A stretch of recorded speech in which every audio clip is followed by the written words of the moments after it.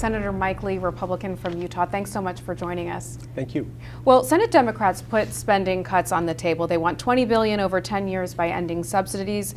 Your Tea Party compatriot, Senator Rand Paul, wants $500 billion in 1 year, which is 5 times more than what the House promised it would do. What number do you think it would take to satisfy the supporters who elected you? Well, first of all, I think immediate cuts are necessary, and we have to fight for those, but they're not in and of themselves sufficient, because none of those will balance our budget. And the best thing that we can do right now is, in addition to any short-term immediate cuts we can make, we need a balanced budget amendment. Not just any balanced budget amendment, but one that tells Congress that its outlays can't exceed its revenues, that it can't spend more than 18% of GDP in a year, and that it can't raise taxes or increase the debt ceiling without a 2/3 supermajority vote in Congress. Now, balanced budget amendments have been tried before since 1987. Do you think that with the economy being what it is, that you have a better shot now than before to get a balanced budget amendment passed? I think the time has never been better. Look, when we tried it before in 1987, and about 10 years later, we didn't have a debt that was approaching $15 trillion. We weren't at a point at which our debt to GDP ratio was close to 100%. We're in crisis mode. This is killing jobs. The American people know it, and they're demanding a balanced budget amendment. Getting back to spending cuts, what number in your view is doable? How much should we cut? Well, I think $100 billion ought to serve as a minimum. I like something closer to Rand Paul's proposal of $500 billion. But again, regardless of whether we can get there or how far we can get this time around, the important focus has to be not just on the immediate cuts, because the immediate cuts, no matter how aggressive they are not going to get us to a balanced budget this year. But we have to put in place a legal framework that will force Congress to balance its budget within a few years. Now, President Obama is set to release his budget proposal on Monday, and according to published reports, it's supposedly not going to win him a lot of friends because there are deep cuts to a number of domestic programs that Democrats cherish. Is he trying to co-opt the Republicans' position or triangulate to the center, perhaps, much like President Clinton did back in 1994? From what I can tell, there's not a whole lot of triangulating going on. We heard in his State of the Union address ambitious statements along the lines of saying that millions of Americans sacrifice much to live within their means and they deserve a government that does the same.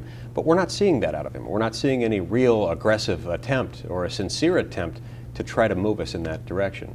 Now, the White House is warning of financial Armageddon if we don't raise the $14.3 trillion debt ceiling. Republicans seem pretty divided on the issue. How do you see this playing out? Well, this is from the same White House that told us that you can't ever let a good crisis go to waste. And that's true whether it's a real crisis or one that they have contrived in order to achieve their own political objectives.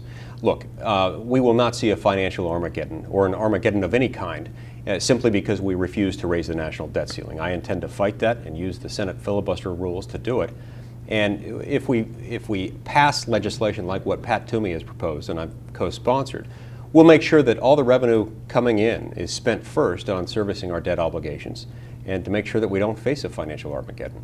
Now, the GOP seems pretty divided on the question of whether to raise the debt ceiling or not. Do you think the party can unify on this one?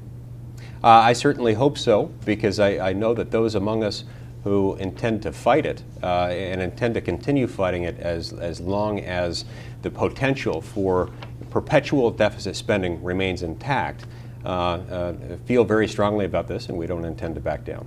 Now, you founded the Senate Tea Party Caucus with Senators Jim DeMint and Rand Paul, but some senators who have enjoyed Tea Party support are not members.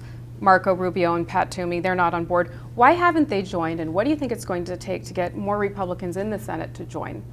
I'm not sure why they haven't joined. I mean, Marco Rubio expressed some concern that the Tea Party movement is one that is leaderless and he wants to continue to be that way. I understand and respect his reasoning on that. And at the same time, we've gone out of our way to make sure that we don't purport to speak for the Tea Party movement. It is leaderless. We want it to continue to maintain its organic, grassroots, leaderless character. And so I hope and expect that other members of the Senate will join us. We've invited all 100 senators to join us. I'd be pleased to have that happen. But regardless of what happens, we have to remember that our 3-member caucus is today 3 members larger than it was a year ago. What role do you want the caucus to have in the Senate? I want it to help perpetuate the debate, the vigorous, aggressive debate that has been pushed forward by the Tea Party movement, to remind all Americans that our federal government has grown too big and too expensive, and we can't continue at this pace. All right. Well, your father was Ronald Reagan's Solicitor General, and you clerked for Samuel Alito when he was an appellate court judge, and then when he joined the Supreme Court, giving you a real insider's perspective on the court. What do you think the outcome will be should Obamacare reach the Supreme Court? Well, I hope and expect that the Supreme Court will reach the right conclusion. And the right conclusion in this case happens to be that Congress overstepped its authority. Never before in the history of this country has Congress undertaken so bold a step as to tell Americans that they must purchase a particular product, health insurance. Not just any health insurance, but that kind of health insurance, that specific type that Congress, in its infinite wisdom, has told every American they have to purchase. This is unprecedented, and it falls outside, far outside Congress's authority. What is your reaction to Democrats' demands that Justice Clarence Thomas recuse himself from the case, or from the bench, should the case end up there? It's not to be taken seriously, and this is part of the same smear campaign that originally sought to scuttle his confirmation a couple decades ago, and I find it offensive, and I demand that they retract that statement. Do you think it's hypocritical? Do you think Elena Kagan should recuse herself? I do think it's hypocritical of them to make this demand, and I'm not insisting that other people at this point recuse themselves, but I think certainly the demand that Justice Thomas recuse is not one that I support. Now, here at CPAC, there are a number of Republicans who are on the straw poll, many of them considering a bid for president. Any of them jump out at you, or are you throwing your support behind any of them at this point? I think we've got some good candidates who have stepped forward. There are other candidates who certainly will step forward. I wish them well. I wish for all of us as Republicans and conservatives a robust discussion of the issues. And I'll tell you, what I'm looking for in a presidential candidate for 2012 is someone who recognizes the fundamental, intractable difference between state power and federal power. That's what I'm looking for. All right, Senator Mike Lee, Republican from Utah, thanks so much. Thank you.